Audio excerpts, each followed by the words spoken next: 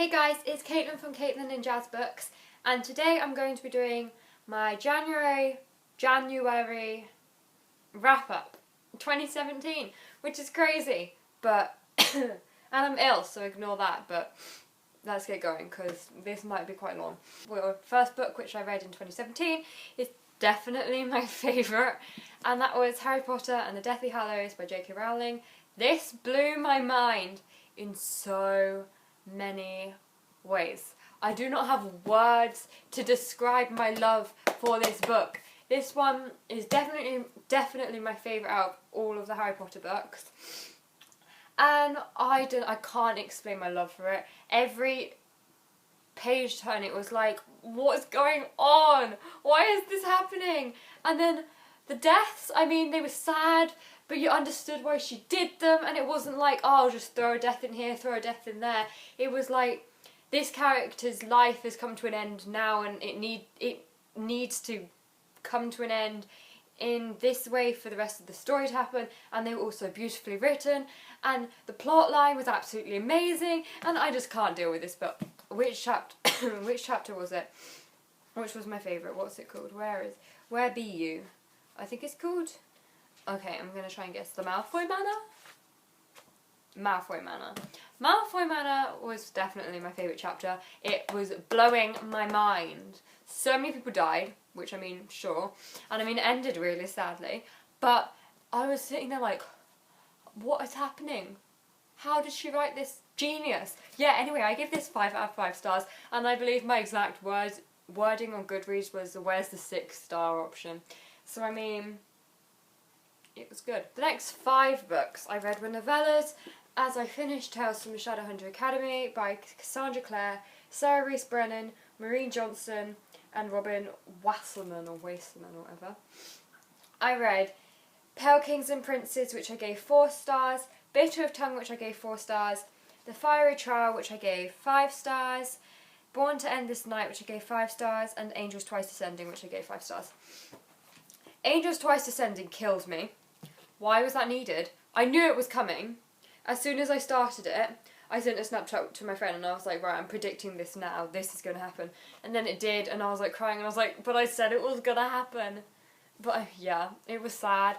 But I just love, I don't know, Simon's like stories from the Shadowhunter Academy are all absolutely incredible and they're so funny. Everything that happens just makes you like want to read more and you're just like, oh, give me more. I love you, Cassandra Clare. I actually love her. She is a genius. And all of these people.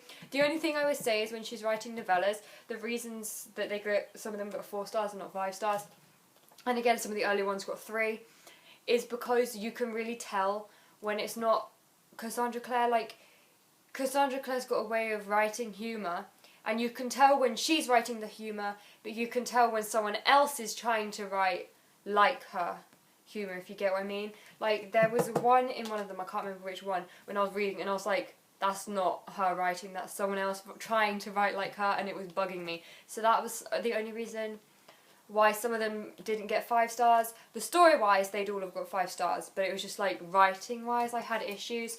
But apart from that, this book again was absolutely amazing. I loved it. So now I move on to the 2 books which I had slight issues with this month. It's not okay, this one wasn't bad. The other one I read was just absolutely god awful with a slight good bit in it. But anyway, this one, which I gave 3 out of 5 stars, was Girl Online Going Solo by Zoe Sugg. The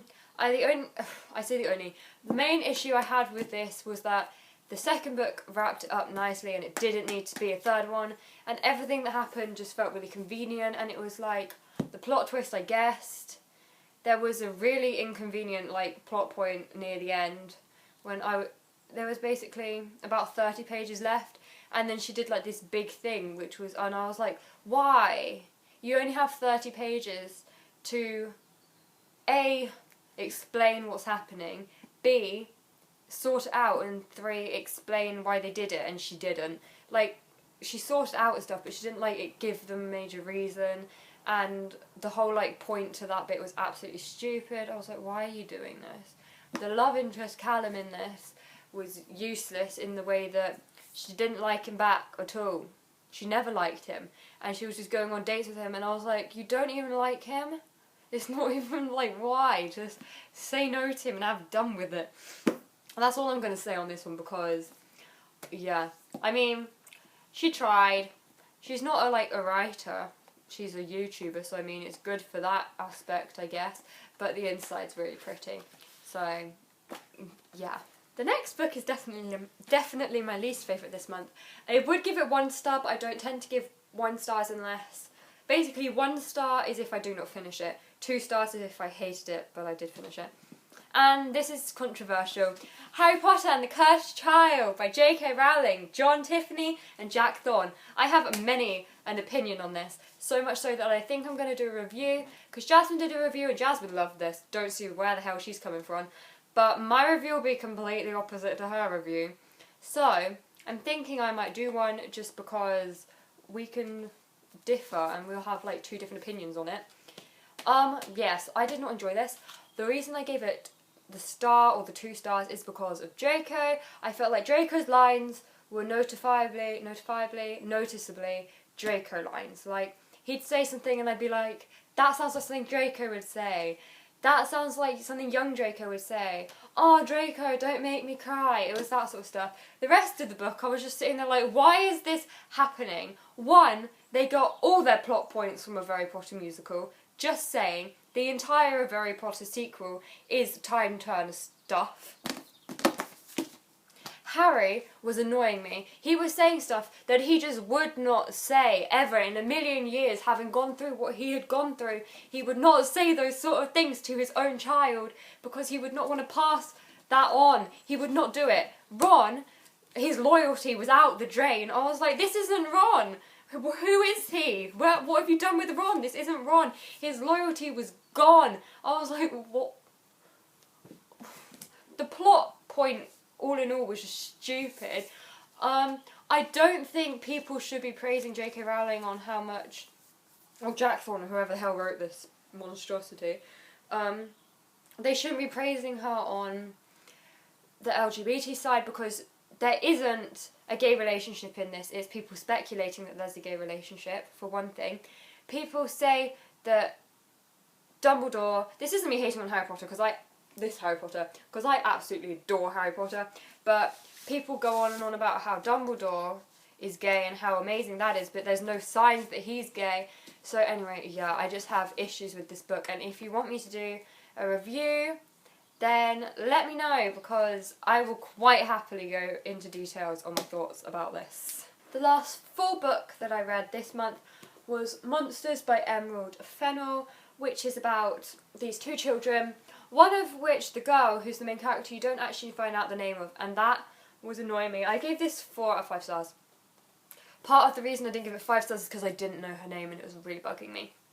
Anyway, she lives with her gran after her parents were killed, and in the holidays, the summers, she goes to live with her aunt and uncle on a little village, and while she's there she meets this guy called Miles, who is this one, and this is her. That confused me. I thought it was the other way around. Anyway, and while they are there, some murders start happening, and things link up with the murders in the way that they all have the same stone in their mouth, and her and Miles sort of get an unhealthy interest in the murders, and they try to solve it, and they predict who's going to die next and all that jazz. The plot twists in this book are absolutely incredible.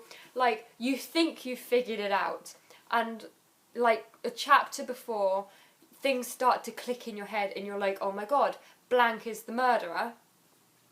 And then you get to the bit when they say who the murderer is, and it's not who you think it was, and you're like, why didn't I see that coming? Because it's a character which honestly you should have seen it being them, but you just sort of overcast them because you're just like, nah, that's almost too convenient in a way. And then when it happened, you're like, the last book, I started this book last month, so I thought I'd throw it in anyway. That is The Selection by Kiera Cass, which, I mean, I'm only 25 pages in on chapter 3, so I can't really say anything about it. From what I've gathered so far, it's extremely like The Hunger Games, but I mean, I'm sure it will develop in ways so that it's not. But I'm enjoying it so far. I can't really say what it's about because I don't know myself. But yeah, I did well this month. I think I read a total of 9 yeah, which is the same as what I did 2 years ago, 2016, so I mean, it's going well. Thank you guys for watching. Someone will see you next week, or next time even. Leave a like, comment and subscribe if you want to, and let me know what books you read this month, what your favourites were, what your least favourites were. Let me know if you've read any of the ones I read this month, how you felt about them. Anyway, yeah, have a good day, evening, night, morning. Bye guys.